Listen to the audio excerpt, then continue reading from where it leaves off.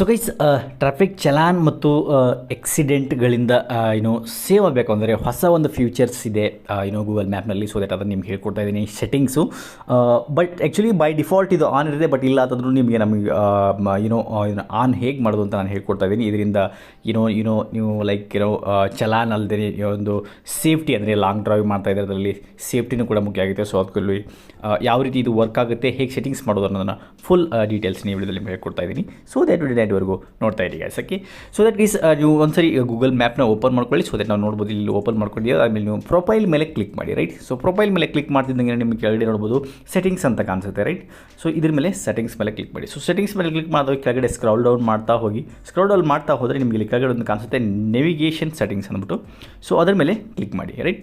So navigation settings ಮೇಲೆ click ಮಾಡಿದ್ಮೇಲೆ ನೀವು ಕೆಳಗಡೆ ಸ್ಕ್ರಾಲ್ ಮಾಡಿ ಡೈರೆಕ್ಟಾಗಿ ಇಲ್ಲಿ ನೋಡ್ಬೋದು ಸ್ಪೀಡೋಮೀಟರ್ ಅಂತ ಇದೆ, ರೈಟ್. ಸೊ ಇಲ್ಲಿ ನೋಡ್ಬೋದು ಸ್ಪೀಡೋಮೀಟರ್ ಆಫ್ ಇದೆ. ಸೊ ಬೈ ಡಿಫಾಲ್ಟ್ ಆ್ಯಕ್ಚುಲಿ ಇದು ಆನ್ ಇರುತ್ತೆ. ಅಪ್ಡೇಟ್ ಆದಾಗ ನೀವು ಇದು ಆಪ್ಷನ್ ಇಲ್ಲ ಅಂತಂದರೆ ನೀವು ಅಪ್ಡೇಟ್ ಮಾಡ್ಕೊಳ್ಳಿ, ಗೂಗಲ್ ಪ್ಲೇಸ್ಟೋರಲ್ಲಿ ಹೋಗಿ ನಿಮ್ಮ ಮ್ಯಾಪ್ನ ಅಪ್ಡೇಟ್ ಮಾಡ್ಕೊಳ್ಳಿ, ಆವಾಗ ಮಾತ್ರ ಇದು ಬರುತ್ತೆ ಸ್ಪೀಡೋಮೀಟರ್ ಅಂದ್ಬಿಟ್ಟು. ಸೊ ಇವಾಗ ನಾವು ಇದರಲ್ಲಿ ಸ್ಪೀಡೋಮೀಟರ್ನ ಆನ್ ಮಾಡೋಣ, ರೈಟ್. ಸೊ ಸ್ಪೀಡೋಮೀಟರ್ನ ಆನ್ ಮಾಡಿ ಆದಮೇಲೆ ಇದರಿಂದ ಎಫೆಕ್ಟ್ ಏನಾಗುತ್ತದೆ ಅಂದರೆ, ಸ್ಪೀಡೋಮೀಟರ್ ಆನ್ ಮಾಡೋದ್ರಿಂದ ಲೈಕ್ ನಿಮ್ಮ ಒಂದು ಗೂಗಲ್ ಮ್ಯಾಪ್ ಅಂದರೆ ನೀವು ಅಲ್ಲಿ ಮ್ಯಾಪಲ್ಲಿ ನಾವು ತಿರ್ಗಾ ಬ್ಯಾಕ್ ಹೋಗೋಣ ಆನ್ ಮಾಡಿಕೊಂಡು, ಸೊ ಬ್ಯಾಕ್ ಹೋದಾದ್ಮೇಲೆ ನೀವು ಇಲ್ಲಿ ಮ್ಯಾಪಲ್ಲಿ ನೀವು ಒಂದು ಡೆಸ್ಟಿನೇಷನ್ ನೀವು ಇಲ್ಲಿ ಹೋಗ್ತಾ ಇರ್ತೀರ, ಡೆಸ್ಟಿನೇಷನ್ ಹಾಕಾದ್ಮೇಲೆ ನಿಮಗೆ ಇಲ್ಲಿ ಲೆಫ್ಟ್ ಹ್ಯಾಂಡ್ ಸೈಡ್ಗೆ ಕಿಲೋಮೀಟರ್ ತೋರಿಸುತ್ತೆ, ಇಲ್ಲಿ ನೋಡ್ಬೋದು ನೀವು. ಸೊ ಗೈಸ್, ಆಪ್ಷನ್ನ ಆನ್ ಮಾಡ್ಕೊಂಡಾದ್ಮೇಲೆ ನೀವು ಮ್ಯಾಪ್ ಓಪನ್ ಮಾಡ್ಕೊತೀರ. ಸೊ ಮ್ಯಾಪನ್ನು ಓಪನ್ ಮಾಡ್ಕೊಂಡಾದಲ್ಲಿ ನೀವು ಎಲ್ಲಿ ಹೋಗಬೇಕಾಗಿರುತ್ತೆ, ಸೊ ಅದರ ಡೆಸ್ಟಿನೇಷನ್ನ ಹಾಕ್ತೀರ. ಇವಾಗ ನಿಮ್ಮ ಕಾರಲ್ಲಿ ಹೋಗಲಿ, ನೀವು ಕಾರಲ್ಲಿ ಯೂಸ್ ಮಾಡ್ತಾ ಇದ್ದರೆ, ನ್ಯಾಷನಲ್ ಹೈವೇದಲ್ಲಿ ಹೋಗ್ತಾ ಇದ್ದರೆ ತುಂಬ ಇಂಪಾರ್ಟೆಂಟ್ ಇರುತ್ತೆ ಇದೊಂದು ಆಪ್ಷನು. ಸೊ ದಟ್ ನೀವು ನಿಮ್ಮ ಡೆಸ್ಟಿನೇಷನ್ನ ಆನ್ ಮಾಡ್ತೀರ. ಸೊ ಡೆಸ್ಟಿನೇಷನ್ ಆನ್ ಮಾಡಾದ್ಮೇಲೆ ಇಲ್ಲಿ ನೋಡ್ಬೋದು ನಿಮಗೆ ಲೆಫ್ಟ್ ಹ್ಯಾಂಡ್ ಸೈಡ್ ಇವಾಗ 0 ಕಿಲೋಮೀಟರ್ ತೋರಿಸ್ತಾ ಇದೆ. ಸೊ ಇವಾಗ ನಾವು ಗಾಡಿನ ಮೂವ್ ಮಾಡಿ ನೋಡೋಣ. ಸೊ ದಟ್ ರನ್ ಆಗ್ತಾ ಇಲ್ಲಿ ನೋಡಿ, ನಾನು ಗಾಡಿನ ಸ್ಟಾರ್ಟ್ ಮಾಡಿ ಮೂವ್ ಮಾಡ್ತಾ ಇದ್ದೀರಿ.